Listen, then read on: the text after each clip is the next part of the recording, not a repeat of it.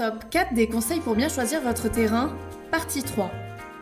Évitez les nuisances. Les nuisances peuvent être nombreuses, comme par exemple les voies de chemin de fer. Il est à noter tout de même que les nouveaux trains et voies font beaucoup moins de bruit qu'auparavant, sauf les trains de marchandises qui restent une catastrophe au niveau sonore, et ce, quelle que soit la voie utilisée. De même, les vibrations ont pratiquement disparu. À vous de voir quel est le trafic et la qualité de la voie en question. Bien souvent, il est moins embêtant d'habiter près d'une voie ferrée que d'une nationale. Par contre, pensez à la revente. Présence d'un couloir aérien. Évidemment, vivre sous les avions, c'est pas le paradis. Surtout que les avions électriques, ils n'existent pas encore.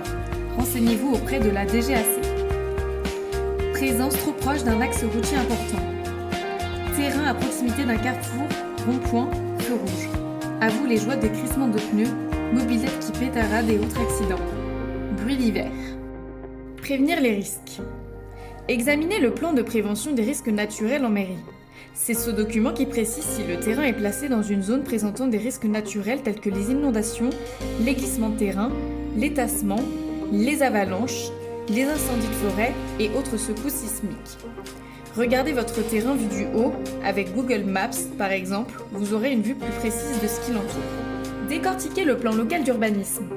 Suivant l'emplacement de votre terrain dans sa commune, votre future maison devra répondre à certaines règles strictes de construction. Distance par rapport aux limites du terrain, hauteur maxi, occupation maximale des sols, etc.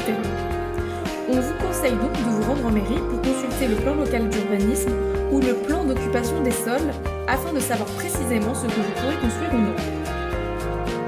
Examinez la topologie du terrain. On vous recommande de bien faire attention à certains détails comme la pente du terrain. Même une très légère pente peut avoir une incidence certaine sur le coût de votre future construction. Par contre, les terrains en pente offrent généralement une vue plus dégagée que les terrains plats. Attention au versant sur lequel se situe le terrain si vous souhaitez voir le soleil de temps en temps. On vous invite à bien faire attention à sa végétation. Si elle est de type marécageuse, gare au surcoût de construction. De même, consultez le cadastre pour savoir le nom d'origine du terrain qui peut vous donner des indices sur sa nature. Par exemple, si le nom est le Grand Jardin, le Pré sec ou le Puy sec, tout va bien. Par contre, il faudra se méfier des saules, les vernues neuves, les guérons, les marais neufs.